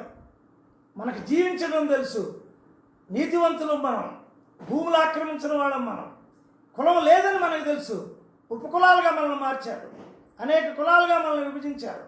శ్రమ విభజన శ్రామికుడిని రకరకాల కుండలు చేసేవాడు కుమ్మరి, తట్టలు చేసేవాడు మేదరి, తర్వాత గడ్డం చేసేవాడు నాయి బ్రాహ్మణ్, కంసాలి అని పేర్లు పెట్టారు. వీళ్ళందరూ సామాజిక శ్రామికులు. వీళ్ళు వాడేమో త్రైవర్ణాలే ఉంచుకున్నాడు, మనకేమో 6000 కులాలుగా పేర్లు పెట్టాడు. ఇవన్నీ కూడా స్పెషల్ ఐడెంటిటీస్ ఉంచుకున్నప్పటికి కూడా ఇవన్నీ ఐక్యశక్తిగా మారి కులం లేదనే భావనకు వచ్చినప్పుడు మాత్రమే వాడిని జయించగలుగుతాం. 80% మనం ఏకగలుగుతాం అనేది అంబేద్కర్. కులం అనేది దానికి పునాది లేదు అని వాదించాడు ఆయన. కుల వ్యవస్థ రక్షణార్థం కొందరు జీవశాస్త్ర ఆధారమైన ఒక మహాకందకాన్ని నిర్మించారు. వాళ్ళు చెప్పేది ఏంటంటే జాతి యొక్క రక్తం యొక్క స్వచ్ఛత. అంబేద్కర్ ఇక్కడ విభేదించాడు. ఒక బ్రాహ్మణులకు ఒకే రక్తం ఉందా? రక్త మార్పిడే మానవ పరిణామ శాస్త్రం అన్నాడు ఆయన. రక్త మార్పిడి మానవ పరిణామ శాస్త్రం. కానీ బ్రాహ్మణులకంతా ఒకే రక్తం, క్షత్రియులకంతా ఒకే రక్తం, మరి బాలకృష్ణ నేను నందమూరి రక్తంలో పుట్టాను, చిరంజీవి మెగాస్టార్ రక్తంలో మాకు వాళ్ళందరూ పుట్టారు. ఇవన్నీ రక్తాల్లో పుట్టరు. భారతదేశ వ్యవస్థ మొత్తం కూడా సమ్మిశ్రిత రక్త సమ్మేళనం, జాతుల సమ్మేళనం అంబేద్కర్కి వచ్చేసాడు. అనేక జాతులు భారతదేశానికి వచ్చినాయి. భారతదేశానికి వచ్చిన జాతులన్నీ మిశ్రమం అవుతూనే వచ్చినాయి. వర్ణ వ్యవస్థ పెట్టినాక కొద్దిగా ఆగినాయి, కానీ అంతర్గతంగా పెళ్ళిళ్ళు అవుతూనే వచ్చినాయి, యుద్ధాలు జరుగుతూనే వచ్చినాయి. మరి నువ్వు చండాలను ఎలా సృష్టించా? ఒక బ్రాహ్మణ స్త్రీకి మరి పుట్టినవాడు, బ్రాహ్మణ స్త్రీకి శూద్రుడికి పుట్టినవాడిని ఎలా సృష్టించా? వర్ణాంతరమేగా. నువ్వు వర్ణాంతరాలు శ్రాలు సృష్టించావుగా, వర్ణాంతరాలు అన్నిటికీ నిషేధాలు విధించావుగా. ఇందుకు నీకు భయమేగా. అంటే అంబేద్కర్ ఇక్కడే మనకి చెప్తాడు, కుల వ్యవస్థ రక్త స్వచ్ఛతను నిలుపుకోవడానికి ఈ జాతుల సమ్మిశ్రమాన్ని నిరోధించడానికి కానీ ఏర్పరచబడిన దానిలో సత్యము లేదు. అందుకే ఆయన బ్రాహ్మణ అమ్మాయిని చేసుకున్నాడు. తర్వాత ఒకవేళ అప్పుడు పెద్దవాడే లేవ సంతానం కలిగేది. బోయి భీమన్న బ్రాహ్మణ అమ్మాయిని చేసుకొని 2 పిల్లలు కలిగారు. ఆయన జాషువా గారు కూడా తర్వాత బ్రాహ్మణ అమ్మాయిని చేసుకున్నాడు. ఈ బ్రాహ్మణ అమ్మాయిలు చేసుకోవడానికి తగిన వాళ్ళ? మీరు నిప్పుల్లో కాల్ చేస్తే, సతీగమనాలు చేస్తే, విధవరాలుగా చేస్తే, మహాత్మా ఫూలే వాళ్ళకి ఆశ్రయాన్ని కల్పించి ఆశ్రమాన్ని పెట్టి, doctor B R Ambedkar Hindu code bill పెట్టి వాళ్ళని బయటికి తీసుకొచ్చినాక వాళ్ళకి విస్తృతంగా అందరిని పెళ్లి చేసుకుంటున్నారు. అలాగే అన్ని కులాలు అందరినీ పెళ్లి చేసుకుంటున్నారు. ఇప్పుడు ప్రేమ హత్యలు ఎందుకు? కులం తెలియకే. ఇప్పుడు రెడ్డి గారు అనే కులం ఏర్పడిందే కదా, కమ్మ కులం ఏర్పడిందే కదా. ఇప్పుడు అంబేద్కర్ జాషువా కూడా ఎక్కడ మాదిగా మాల ఇదిగో వీళ్ళు కలవట్లేదని దగ్గర తప్ప, క్యాస్ట్ ఐడెంటిఫికేషన్ రద్దు అయినప్పుడే, ఈ తల మీద బులిమిన పంకిలం రద్దు అయినప్పుడే, ఈ తల మీద ఎవడో పూసిన బురదను వేసుకుని తిరగొద్దు, ఆ బురద నిన్ను సిగ్నిఫికెంట్ అంటే నిన్ను ఒక చిన్న గుంపులోకి తీసుకొచ్చేస్తుంది, చిన్న సర్కిల్లో ఇరికిచ్చేస్తుంది. నువ్వు భారతదేశానికి నాయకత్వం వహించాలని, తెలుగు జాతికి నాయకత్వం వహించాలన్నా నువ్వు ఆ సర్కిల్ నుంచి బయటికి రావాలంటే నీ తల మీద పులిపిన పైకిలమును నువ్వు ముందు కడిగేసుకోవాలి. ఆ తర్వాత నువ్వు రక్త మార్పిడి అనే మానవ పరిణామ సిద్ధాంతాన్ని నువ్వు నమ్మాలి. నువ్వు కులాంతర వివాహానికి సిద్ధపడాలి. అందుకు అవసరమైతే యుద్ధం జరగాలి. It self is war. ఇంకొక అమ్మాయిని చేసుకోవడం యుద్ధమే. చేసుకునే హక్కు ఉంది కాబట్టి చేసుకుంటున్నా. మరి నువ్వు ఎందుకు గాంధార స్త్రీని, గాంధార రాజ్యం, దాని రాజ్యం అది చేసుకుంటే బీచ్పుడి ఎందుకెళ్ళి వాళ్ళు చాలా గొప్ప వీరులు, వాళ్ళ పిల్లల్ని తీసుకొచ్చి మన ధృతరాష్ట్రుడికి చేస్తే గొప్ప రాజ్యం అవుతుందని క్షత్రియులు ఎందుకెళ్ళి గాంధార స్త్రీని తీసుకొచ్చేశారు? వాళ్ళకు పుట్టినటువంటి వాళ్ళకి మళ్ళీ దేవతలకు పుట్టారని చెప్పుకున్న వాళ్ళకి యుద్ధం ఎందుకు జరిగింది? ఈ యుద్ధం మధ్యలో యాదవులు ఎందుకు చొరబడ్డారు? యాదవుల సింబల్గా కృష్ణుడు ఎందుకు వచ్చాడు? ఆ తర్వాత నారదుడు గాంధార రాజ్యం మళ్ళీ ఏర్పడాలని క్షత్రియులకి అసురులు అనబడేటటువంటి దళితులకి యుద్ధాలు ఎందుకు పెట్టాడు? ఆయన కలహభోజనుడు ఎందుకు అన్నారు? ఆ వార్ క్రియేట్ అయితే మళ్ళీ గాంధార రాజ్యం వచ్చింది, మళ్ళీ మూలవాసుల రాజ్యం వచ్చింది. క్షత్రియులు కొట్టుకోవాలి, రెడ్లు కొట్టుకోవాలి, రెడ్లు కమ్మలు కొట్టుకోవాలి, బ్రాహ్మణులు నియోగులు వైదికులుగా కొట్టుకోవాలి, తర్వాత వైశ్యులు బ్రాహ్మణులకు వైరుధ్యం రావాలి. ఆ కూటమిని దెబ్బతీయాలి. కింద మనం ఐక్యమైతేనే ఆ కూటమి దెబ్బతీస్తుంది. వాళ్ళు అవకాశం కొద్దీ మారుతూ వెళ్తున్నారు. వాళ్ళు ఇష్టమైతే రాజ్యం చేస్తారు, లేకపోతే భూస్వాములుగా ఉంటారు, లేకపోతే సైంటిస్టులు ఇతర దేశాలు వెళ్ళిపోతారు, దేశీయతను మారుకుంటారు. కానీ భారతదేశంలో పుట్టిన పరమ గర్భధరింతుడు నీతివంతుడై, ఆ నీతివంతుడే అంబేద్కర్. నీతున్నవాడే సత్యం చెప్పగలుగుతాడు. హిందూ అనే పేరే ఒక పుక్కెటి పురాణం అని చెప్పేశాడు అంబేద్కర్. వీళ్ళందరూ కలిసి హిందూ లేకపోవాలన్నారు. హిందూ శబ్దం ఏంటి? హిందూ అనే శబ్దం ఎక్కడి నుంచి పుట్టింది? అసలు హకారం మీద శబ్దాలు ఉంటాయా? హా అనే ధ్వని, ఆ ఈ ఉ ఇవి అచ్చులు. కచడ తప్ప గజడ తప్ప ఇంగ్లాండ్ శస్త్రులు సంస్కృతం నుంచి వచ్చినాయి. హకారం ధ్వని. సింధు అనే పదాన్ని పలక్క హిందూ అని పార్సీకులు పలికారు. ఆ పలికిన అపశబ్దాన్ని మీరు హిందూ మతం అన్నారు. అంబేద్కర్ అందుకే హిందూ మతం లేదు. మరి వేదాల్లో హిందూ మతం పేరు ఎందుకు లేదు?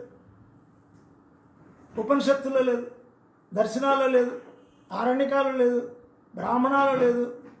చివరికి దళిత శబ్దం భారతంలో ఉంది, కానీ దళిత శబ్దం, హిందూ శబ్దం భారతంలో లేదు, భాగవతంలో లేదు. ఇవాళ మీరు వెళ్తున్న కృష్ణుడు ఎప్పుడు హిందూ అని వాడలేదు. మరి ఏంటి ఇదంతా? అంబేద్కర్ వచ్చే వరకు అందుకనే జాషువా గారు అన్నాడు,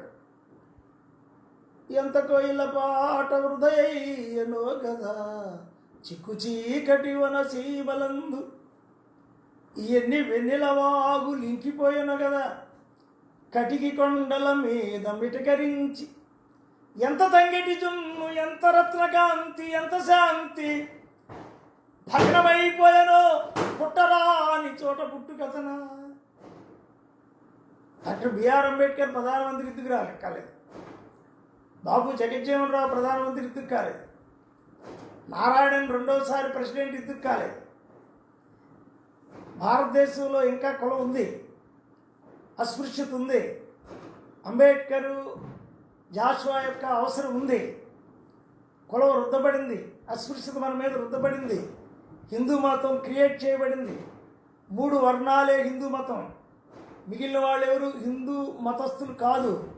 హిందువుల చేత పీడించబడ్డవాళ్ళు, హిందువుల చేత వేధించబడ్డవాళ్ళు. ఆ వేధించబడ్డ వాళ్ళే క్రైస్తవుల మతంలో చేరారు. ఆ వేధించబడ్డ వాళ్ళే ఇస్లాంలో చేరారు, బౌద్ధులుగా చేరారు, సిక్కులుగా చేరారు. అందుకే అంబేద్కర్ ఏమన్నాడు, కులం పోవాలంటే బౌద్ధ స్వీకరణ జరగాలి అన్నాడు. బౌద్ధంలో కులం లేదు, దేవుడు లేడు, ధర్మమే ఉంది. అందుకు కుల నిర్మూలనకి కంటిన్యూషన్గా ఆయన బుద్ధ అండ్ ధమ్మ రాశాడు. ఆయన సైంటిఫిక్గా ఏం చెప్పాడు?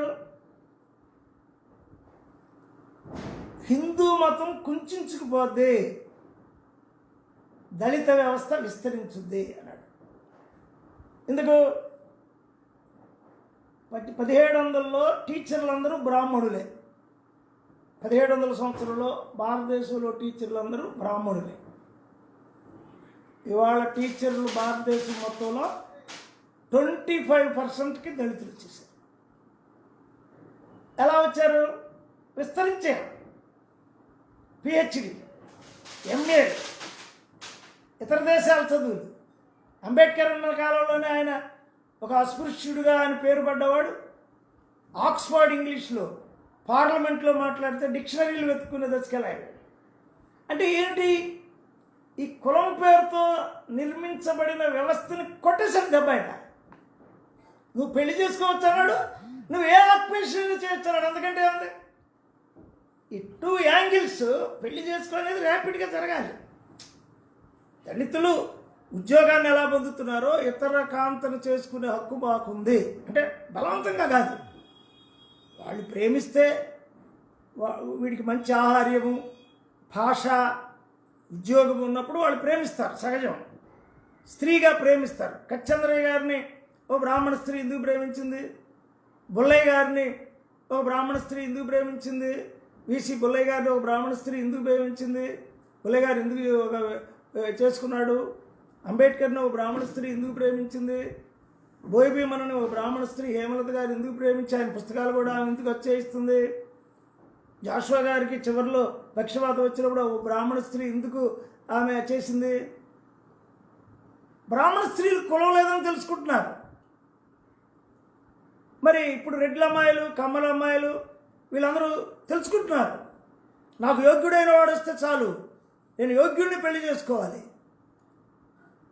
అంటే అది పెద్ద రెవల్యూషన్. అది ఆక్యుపేషన్ మారడమే కాకుండా రక్తం మారాలి. It's change it. మరి దీపికా పడుకునే రణబీర్ సింగ్ని ఎలా చేసుకోగలిగింది? ఐశ్వర్యరాయ్ అభిషేక్ బచ్చన్ని ఎలా చేసుకోగలిగింది?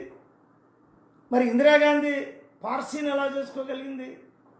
మరి కేసీఆర్ ఇప్పటి వరకు కూడా కుల వివాహం ఎందుకు చేసుకుంటున్నాడు? భూస్వామి కులాలు ఎందుకు మారట్లేదు? రెడ్లు ఎందుకు చేసుకుంటున్నారు? అగ్ర కులంలో మరి మన చిరంజీవి గారు వాళ్ళ అబ్బాయికి రెడ్ల అమ్మాయిని ఎందుకు చేశాడు? మన మోహన్ బాబు నేను కమ్మ ప్రతినిధి అనేవాడు వాళ్ళ పిల్లలకి రెడ్ల అమ్మాయిని ఎందుకు చేశాడు? అంటే వాళ్ళకి తెలుసు అది అంబేద్కర్ కొట్టింది దెబ్బే. మ్యారేజ్కి యోగ్యత, ఉద్యోగానికి యోగ్యత, ఆక్యుపేషన్కి యోగ్యత. 5 లక్షలు ఉన్నవాడు, 2 లక్షలు ఉన్నవాడు వ్యాపారం చేయొచ్చు. వాడు ఎవడైనా వ్యాపారం చేయొచ్చు. ఇవాళ ఇళయరాజా అంతటే సంగీత విద్వాంసుడు, డప్పు కొట్టి చావు డప్పు కొట్టినటువంటి దగ్గర నుంచి వచ్చిన సంగీత విద్వాంసుడి నుంచి ఎవరు లేరు. బాలసుబ్రహ్మణ్యం ఆయన కాళ్ళకు పాదాలకు నమస్కరించి రాగాలు ఎందుకు నేర్చుకున్నాడు? గాంధర్వ రాగాన్ని, నిషాద రాగాన్ని మరి దళితులకే వచ్చు. ఇవాళ జాషువా గారు మరి ఆయన గబ్బిలంలో గవ్వకు సాటి రాని పలు కాకుల మూకలో అసూయచే నన్ను ఎవ్విది దూరిన నన్ను వరించిన శారద లేచిపోవని అన్నాడు. శారద మీకు తల్లి అయితే నాకు పెళ్ళామన్నాడు. ఆ దమ్ము కావాలిగా, అంటే ఎందుకు పెళ్ళామన్నావు అని అడిగారు. మరి జాషువా మహాకవి, నువ్వు బిఏ చదివో బిఏ వెనక పెట్టుకుంటున్నావు.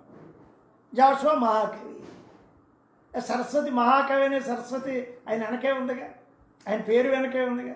మరి ఆయన క్రిస్టియన్ నేమ్గా, జాషువా అనేది క్రిస్టియన్ నేమ్. మరి ఎందుకు వెనకే ఉంది? మహాకవి ఎందుకు వచ్చింది? కవిత్వం రాశాడు వచ్చింది. విశ్వనాథ సత్యనారాయణ నాకంటే గొప్ప కవి ఒప్పుకున్నాడు.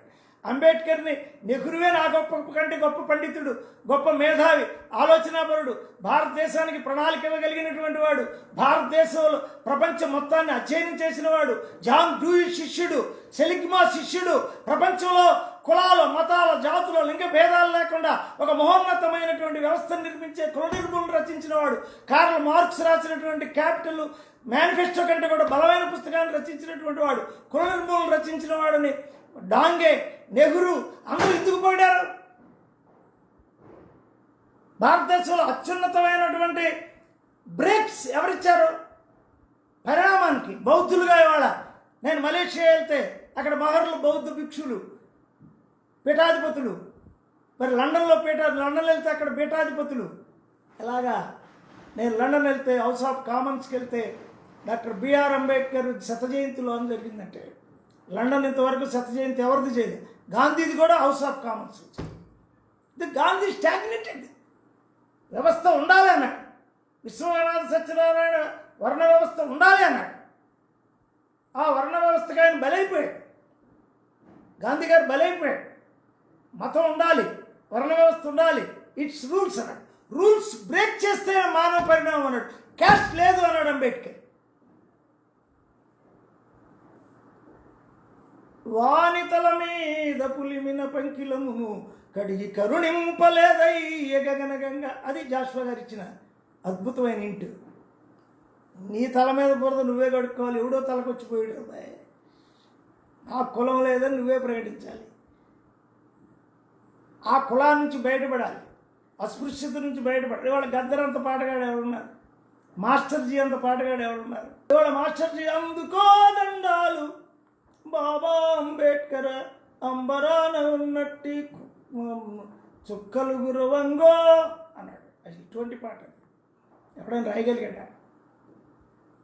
అందుకో దండాలు బాబా అంబేద్కర్ అంబరాన ఉన్నట్టి చుక్కలు గురవంగ, అది కురిపించాడు ఆయన. ఇక్కడ మనం పూరి గుడిసెల్లో ఉండేవాడికి నక్షత్రాలు కురిపించాడు. మనకి విద్యా వ్యవస్థలో విద్య మనకు లేదు అన్నవాడు వాడు కలెక్టరే. మాధవరావు గారు కలెక్టరే, గోపాలరావు కలెక్టరే, అర్జునరావు కలెక్టరే, ప్రవీణ్ కుమార్ కలెక్టరే, విద్యాసాగర్ కలెక్టరే. మరి అంత పేర్లు బ్రాహ్మణులకు రాలేదే? బ్రాహ్మణులు కూడా చాలామంది కలెక్టర్లు అయ్యారుగా, అంత పేరు ఎవరికి రాలేదే? మరి రామారావు గారు రాజ్యం చేశాడు, మరి సంజీవి తెచ్చినన్ని జీవోలు తేలేదే? మరి ఎంతోమంది మినిస్ట్రీలు చేశారు. మరి ఆయన మహోన్నతంగా చేసినటువంటి సామాజిక ఆయన ఇంటర్కాస్ట్ చేసుకున్నాడు సంజీవి గారు. మరి అంబేద్కరు కులాన్ని దెబ్బకొట్టిన విధానం, కులం లేదు అని చెప్పడానికి ఆయన ఆర్య సమాజాన్ని ఏమయ్యా మీరు వేదాలను ఒప్పుకుంటున్నారు, కులం ఉందంటున్నారు, ఎట్లా సాధ్యం అన్నాడు. కమ్యూనిస్టుల్ని ఏమయ్యా మీరు కులం పోకుండా మీరు వర్గాలా నిర్మిస్తారయా? మీ కమ్మవారిలో కులం ఉంది, రెడ్డివారిలో కులం ఉంది, మీ రాజులు, క్షత్రియులు, బ్రాహ్మణులు, డాంగేలో కులం ఉంది, నంబుదిరిపాదులో కులం ఉంది. మీరు కులంలో ఉంటూ, మీ కుల పరిధిలో ఉంటూ, మీరు కులాన్ని కొట్టకుండా, మీ కులం పునాదులు కూల్చకుండా, మీ కులం గోడలు కూల్చకుండా వర్గం ఎలా నిలుపబడుద్ది? ధనవంతులు పేదవాళ్ళని ఎలా తేలుద్ది? ఈ దేశంలో కులం అనే అడ్డుగోడను కూల్చకుండా నూతన సామాజిక విప్లవాన్ని, సామ్యవాద విప్లవాన్ని తేలేరు. మీరు బహుజన సమాజాన్ని నిర్మించలేరు. బౌద్ధ తాత్విక ధోరణిలోకి మీరు వెళ్లకుండా కేవలం వెపన్ పట్టుకొని ఆయుధం పట్టుకొని ఈ దేశంలో ఏం చేయలేరు. మీరు పట్టుకోవాల్సింది శాంతి, కరుణ, మీరు పట్టుకోవాల్సింది ప్రజ్ఞ, మీరు పట్టుకోవాల్సింది నీతి, మీరు పట్టుకోవాల్సింది జ్ఞానం, మీరు పట్టుకోవాల్సింది తత్వం అని చెప్పి డాక్టర్ బిఆర్ అంబేద్కర్ మాస్టర్స్కి క్లాస్ తీశాడు. ఇందులో గాంధీ క్లాస్ తీశాడు. ఎవయా నువ్వు వర్ణ వ్యవస్థను రావంటున్నావు, దానికి నువ్వే బలైపోతావు అన్నాడు. బలైపోయాడు. చివరికి నెహ్రూ గారి కూతురు పార్సీవాణి చేసుకున్నప్పుడు గాంధీ పేరు పెట్టుకుంది. ఎందుకు? బ్రాహ్మణ బని ఐక్యత. కానీ బ్రాహ్మణులు ఇప్పుడు చాలామంది పురోహిత వర్గం అనేసి ఐటీలోకి వెళ్ళిపోయారు. లాయర్లు అయ్యారు, డాక్టర్లు అయ్యారు. వాళ్ళు ఆక్యుపేషన్ మార్చుకుంటున్నారు. ముఖంతో ఏం బతకట్లేదు. వాళ్ళు సామాన్య జనంలోకి వాళ్ళు వస్తున్నారు. అతను దగ్గర 20% వస్తున్నారు. బ్రాహ్మణ వాదం ఉంది, కానీ బ్రాహ్మణులందరూ బ్రాహ్మణ వాదులు కాదు. క్షత్రియ వాదం ఉంది, కానీ క్షత్రియులందరూ క్షత్రియ వాదులు కాదు. అందుకే అంబేద్కర్ చెప్పాడు, నీ ప్రభావం వాళ్ళ మీద పడాలి, కానీ వాళ్ళ ప్రభావం మీ మీద పడకూడదు. అందుకనే సోషలిస్టులతో ఆయన ఐక్య సంఘటన కట్టాడు. ఆయన కుల నిర్మూలన గ్రంథానికి స్పీచ్కి పిలిచిన వాళ్ళు తొడక మండల వాళ్ళ ఈ స్పీచ్ వస్తే మరి సంస్కరణ కోసం పిలిచాం, విప్లవం అని చెప్పారు అని ఆపేశారు. ఆయన బుక్కుగా ఆయన ప్రచురించాడు. ఈ రోజుకి 1 కోటి పుస్తకాలు ఇవి అమ్ముడైపోయినాయి. కుల నిర్మూలన అనేది 1 కోటి పుస్తకాలు. భారతదేశంలో హయ్యెస్ట్ డాక్యుమెంట్. భారతదేశంలో అత్యున్నత గ్రంథాల్లో మొదటిది. ఆంధ్రదేశంలో అత్యున్నత గ్రంథాల్లో మొదటిది గబ్బిలం. భారతదేశంలో అత్యున్నత గ్రంథాల్లో మొదటిది కుల నిర్మూలన. ఈ రెండు చెప్పేది ఏంటంటే, దళితులు పైన అస్పృశ్యత రుద్దబడింది, కులం రుద్దబడింది, అపహాస్యం రుద్దబడింది. కానీ నీతివంతులు వీడు బౌద్ధం నుంచి వచ్చినటువంటి వాళ్ళు, మూలవాసులు, ఆర్యులకు ముందే జీవించినటువంటి వాళ్ళు, యక్షులు, కింపురుషులు, గంధర్వుల నుంచి వచ్చినటువంటి వాళ్ళు, నీతి కలిగిన వాళ్ళు, సంస్కృతి కలిగిన వాళ్ళు, పాడి పంటలను అభివృద్ధి చేసిన వాళ్ళు, వ్యవసాయ విప్లవానికి మూలకర్తలు, పారిశ్రామిక విప్లవానికి మూలకర్తలు, ఆర్కియాలజీ, సోషియాలజీ, ఆంథ్రోపాలజీకి మూలకర్తలు. మీరే మార్చాలి. మీరే ఒక 100 ఏళ్లలో కులం లేని సమాజాన్ని సృష్టించాలి. పయోడికి ఏం పని? పయోడు ఎంజాయ్ చేస్తున్నాడు కులాన్ని. అందరూ వలస వచ్చిన వాళ్ళే. ఆర్యులు వలస వచ్చారు, మొఘళ్ళు వలస వచ్చారు, బ్రాహ్మణులు వలసవాదం తెచ్చారు. అది ఆర్యావర్తం నుంచి దక్షిణాది కూడా వచ్చేసి ఇక్కడ కూడా బ్రాహ్మణులు ఉన్నారు, ఇక్కడ కూడా క్షత్రియులు. మాల వెలమల ఉంటే రాజ్యం, లేకపోతే మాల అని వాళ్ళే చెప్పుకున్నారు. అంటే ఈ కులాన్ని నమ్మపోతే, ఈ కులం అనేటటువంటి దాన్ని కానీ అంబేద్కర్ చెప్పినట్టు, జాషువా గారు చెప్పినట్టు బద్దలు కొట్టేస్తే, ఈ కులం బ్రెయిన్లో నుంచి తొలగిచ్చేస్తే, ఈ కులం అనే వేళ్ళు తీసేస్తే నువ్వు ప్రపంచ మానవుడు అవుతావు. అప్పుడు సామాజిక శాస్త్రం అర్థం అవుద్ది, మానవ పరిణామ శాస్త్రం అర్థం అవుద్ది, నీ మీద రుద్దబడినవన్నీ నీకు అర్థం అవుతాయి. భారతదేశంలో నూతన సామాజిక రాజకీయ విప్లవం వచ్చింది. ఏ రాజ్యం పోయిందో ఆ రాజ్యాన్ని నువ్వు పాలించగలుగుతావు. ఆ రాజ్యాన్ని పాలించడానికి ఆంధ్రులకి 2 ఆయుధాలు, ఒకటి గబ్బిలం, 2 కుల నిర్మూలన. ఆ ఇద్దరు మహోన్నత ప్రవక్తల మీద ఒక బ్రీఫ్ నోట్స్ ఇచ్చే అవకాశం కలిగించినందుకు మీ అందరికీ అభినందనలు తెలుపుతున్నాను.